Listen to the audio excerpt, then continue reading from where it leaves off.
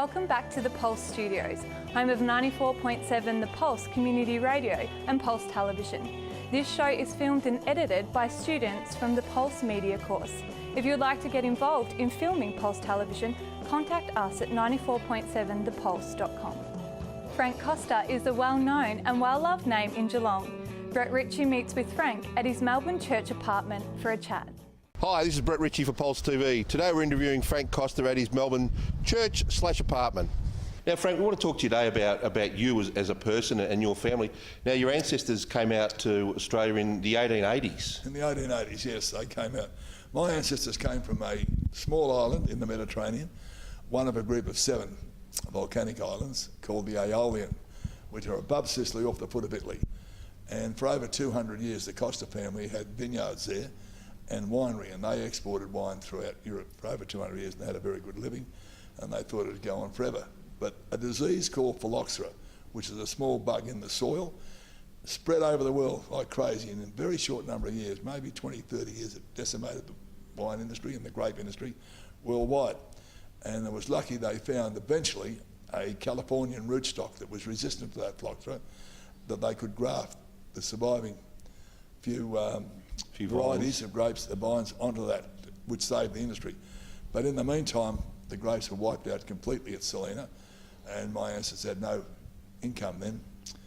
Caused them to sit down and think about what they should do. They made 2 good decisions, first one being to emigrate to Australia, and they could have chosen America or Canada, came to Australia. And the second one, which I don't know how they made that decision, because they would never have heard of a place called Geelong, but they came to Geelong, which has been wonderful for all the descendants of that family, including myself. So they went into the fruit business and they started retailing down there in Geelong in Moorabool Street. And the first of my ancestors opened up Geelong Covent Garden, which is a fruit shop, number 174 Moorabool Street, back in 1888. And my father bought my old uncle out, my mother's old uncle out, in 1934 and ran the business from there, and we took it over from Dad, myself and my next brother, Adrian, took it over 50% in 59 and 100% in 61. And then we started wholesaling immediately from the back area of the property, and then we bought a big warehouse on the other side, big for us in those days, the other side of the back lane, and started wholesaling fresh fruit and vegetables. And we were fortunate enough that the timing, about 1963-64, was when the Coles and Woolworths organisations got out of just variety store operations into supermarkets.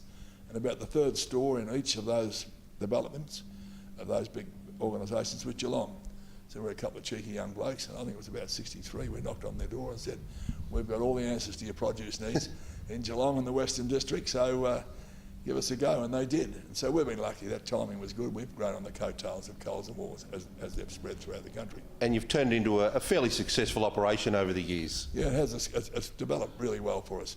And we've now got farms in pretty well every state of Australia, and grow, I think, really good product that has been able to be utilised as far as the supermarkets are concerned, having a good fresh product on the counter in good condition. So their growth has helped us to grow with them. Now, in those years, it's become very successful, and you've been very successful yourself and your family out of it. You just haven't kept it all to yourself, though. You put a lot back into the Geelong community, and you're awarded, I think, 97 with an Order of Australia? Yeah, I was given an Order of Australia, which I appreciate. I've been given a few of those awards, and I'm not sure about that. My whole family have contributed, not just me, and we've had a lot of really good people in the company. Excellent people. Gary Meadows, for argument's sake, who is my head of operations, fantastic man. Started with me when he was 10, he was a Herald boy, and we offered him the job of keeping the backyard clean and the cases all stacked and put away, which he stayed with us until he left school. Then he came on board and he finished up being head of operations throughout the organisation. Another great fellow, and they're both very good friends of mine. Carl Shopman became our financial controller, has done a wonderful job for us. He now runs my property business. So it is people, it's not just me, I just happen to be the leader of the show. Frank Costa, thank you very much. Right, no worries, thanks Brett. Thanks, Brett. Now here's Sue with Jennifer Hyland, who is importing American vintage fabrics to Geelong. Hi, I'm Sue, and today we're here in Finesford, just on the outskirts of Geelong, tucked away. We've come down to see Jen Hyland, who is the owner of A Piece of Cloth. Welcome to Pulse TV. Thanks so much for having me. It's a pleasure. This place is a little treasure trove. Can you talk us through, just briefly, what it's all about?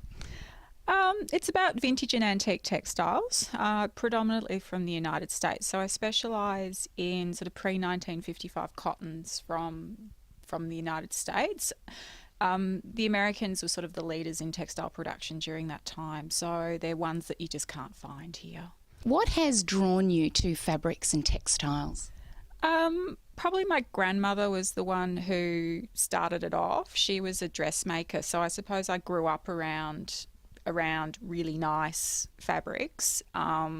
So that probably sowed the seed. And then I went off and I studied graphic design, but I ended up working in the clothing industry designing fabrics for clothing. And I think it just came from there. So I used to make my own clothes. So I was always picking up bits of fabric in op shops and around the place, or if I'd see something I really liked. And then when I sort of had the opportunity to start traveling, I just started picking up more and more. And for me, it was reference, but sort of in the end, it was like, oh, I'm just going to keep this for myself. And so the collection grew. So do you make things here as well for people, or is it just they just come and purchase the fabric? We do make things here if people want that done. We do a lot of custom interiors or soft furnishing work. So we do lots of sort of cushions. We do quilts to order. We also have a hand quilting service. So you can actually get your quilts that you've made or your quilt tops and you can get them hand quilted. So it's a nice alternative to machine quilting. Or if you have been travelling yourself and you've gone to America and you've picked up some amazing quilt and you sort of want to get it finished, you can bring it here and we do that as well. So it really, I would say it's as long as a piece of thread. So whatever you can think of, there'll be a way and a means that it can probably happen. Now, you're really interested in the history and the background of this. Do you encourage people to research that themselves if they've got a piece of fabric or a quilt that's been in their family or something like that? Yeah, I think once you sort of start to know a little bit about how things happened the way that they happened or why something looks the way it looks, it instantly becomes more interesting, and by that you sort of learn more about the person who made it and the time and what it was made. You know, a lot of really old quilts, the people would have sewn them at night by candlelight. It was a luxury to be able to make something that was very decorative or ornate because that meant you had time, and most of these people just didn't. It was necessity. And speaking of necessity, we were speaking earlier off camera about the feed bags. Yeah. Can you explain a little bit about the feed bags and what they were used for? Well, feed sacks, and this is sort of an example of one here. It's a real American thing. So they kind of got this idea into their head that if they printed the bags with prints and patterns, the lady of the house could tell her husband and say, well, can you go and get 3 of that one because I want those 3 bags to be able to make myself a dress. So they'd make themselves clothing out of the bags? Clothing out of the bags. So most of the bags were printed with dress patterns. So you'd get florals, you'd get children's prints, you'd get novelties. There were sugar bags and salt bags. So you would put them all together. And how would people find you if they were interested in coming down and searching you? They can find me online. They can find me via Facebook. If you Google me, I'll pop up. You can give me a call or send me an email. And as I said, yeah, it's pretty informal down here. Thank you so much, Jen, for taking the time to show us around your beautiful little place here. My pleasure. Thanks for coming. Thank you. And this is Sue, and you're watching Pulse Television.